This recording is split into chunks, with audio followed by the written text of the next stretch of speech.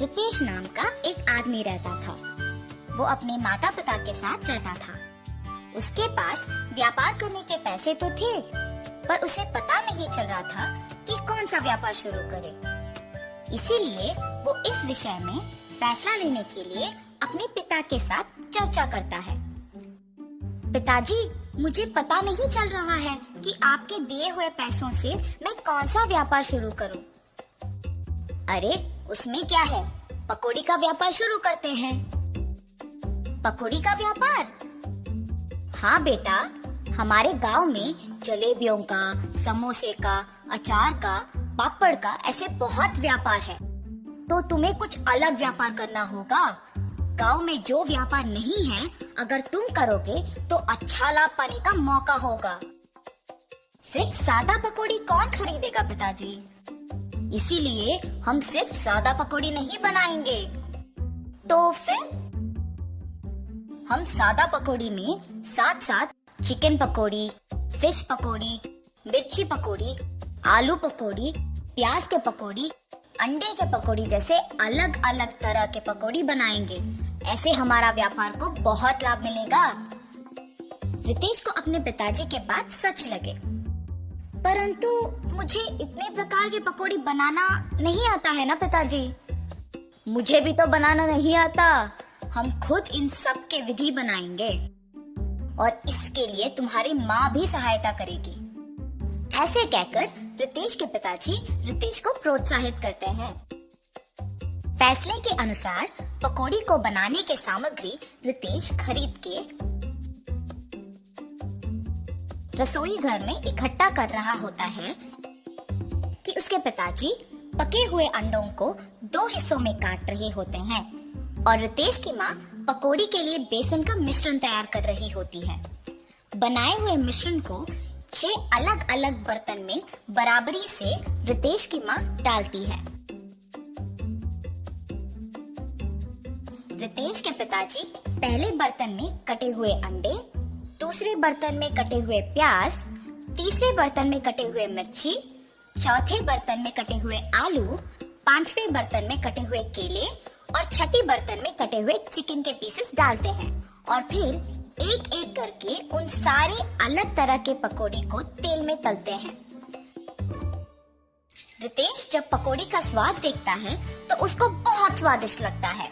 फिर वो अपने पिताजी के बातों को सच मानकर पकौड़ी के व्यापार को दृढ़ निश्चय से शुरू करता है। ऐसे शुरू हुआ था रितेश की जीत की कहानी।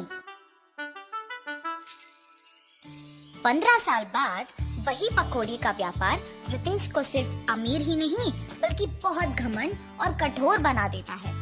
दूसरी ओर रितेश के पिताजी को बहुत दिनों से ठीक से दिखाई नहीं दे रहा था और सुनाई भी नहीं दे रहा था।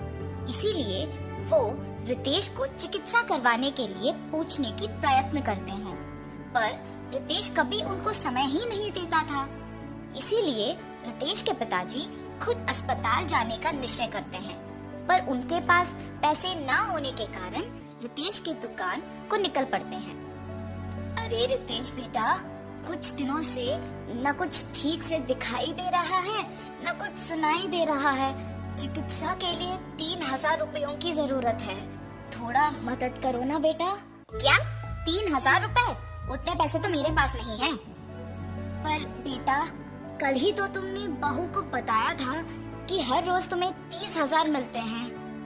आप पहले यहाँ से चलिए, कह रहा हूँ ना पैसे नहीं है। और घर चले जाते हैं। घर पहुँचने के बाद चिकित्सा के पैसे मांगने रितेश के पास गया था, पर उसने ये कहकर भेज दिया कि उसके पास पैसे नहीं है। क्या 3000 के लिए उसने ऐसा कह दिया? व्यापार तो अच्छा चल रहा है ना। शायद उसको हमारा यहाँ रहना पसंद नहीं। बहू ने भी खाना सिर्फ उन दोनों के लिए बनाया है। मैंने हम दोनों के लिए खाना बनाया है। तो फिर यही है, हमारा यहाँ रहना वो दोनों चाहते ही नहीं है। चलो इसी रात को यहाँ से निकलते हैं। ऐसे फैसला करके दोनों उसी रात गांव से निकल जाते हैं। माता पिता के लापता होने पर भी रितेश को चिंता नहीं हुई। अगर किसी ने पूछा तो कहता था कि तीर्थ यात्रा पे गए हैं। रितेश को पकौड़ी के व्यापार में लाभ ही लाभ आ रहा था। वो उसके दुकान में 10 और सहायक को काम पे लगा के उनको सारे पकौड़ी के विधि सिखा के काम करवाता था। इसके अनुसार उसने पकौड़ी के दाम भी बढ़ा दिया था। मिर्ची पकौड़े 5 रुपए के 10 पीस, प्याज के पकौड़े 8 रुपए के 10 पीस, आलू के पकौड़े 10 रुपए के 10 पीस, अंडे के पकौड़े 15 रुपए के 10 पीस, चिकन के पकौड़े 20 रुपए के 10 पीस और मछली के पकौड़े 25 रुपए के 10 पीस। पकौड़ी का स्वादिष्ट होने पर लोग भी बहुत आते थे, जिसकी वजह से रितेश का दुकान हमेशा भीड़ से भरा और व्यस्त रहता था और दुकान का लाभ भी दुगना हो गया था। रितेश ऐसे ही उसकी संपत्ति बढ़ाने में दिन भर व्यस्त रहता था और उसकी पत्नी भी अपनी समय अपनी सहेलियों के साथ बिताने में और पैसे खर्च करने में व्यस्त रहती थी और उनके बच्चों के साथ भी ज्यादा वक्त नहीं बिताती थी। बच्चों के देखभाल के लिए एक ताई को रख के वो चली जाती थी। रितेश व्यापार और संपत्ति के मोह में पड़कर दोस्तों के साथ वक्त गुजारता था और उसकी पत्नी उसके सहेलियों के साथ वक्त गुजारती थी। इस वजह से उनके बच्चे बहुत लापरवाही से पले बड़े।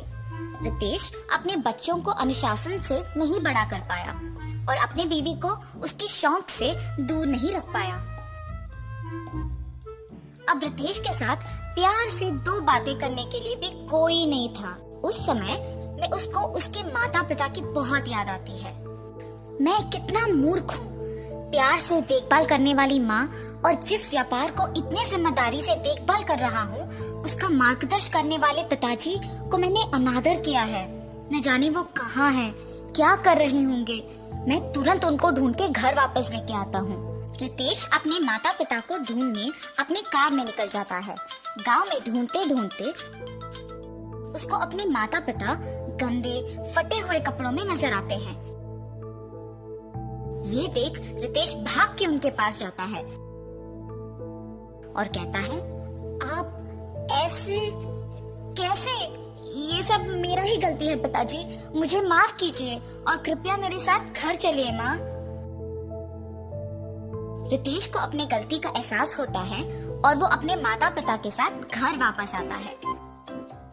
अपनी पत्नी को बोलता है कि आज से जो भी होगा माँ के अनुसार होगा और व्यापार का सारा संपत्ति अपने पिताजी के हाथ कर देता है। रितेश सिर्फ सहायकों का और पकौड़ी के विधि का देखभाल करता है और उसकी पत्नी बच्चों का देखभाल और पढ़ाई का ध्यान रखती है। सुख संपत्ति और परिवार का प्यार पाके सब सदा खुश रहते हैं।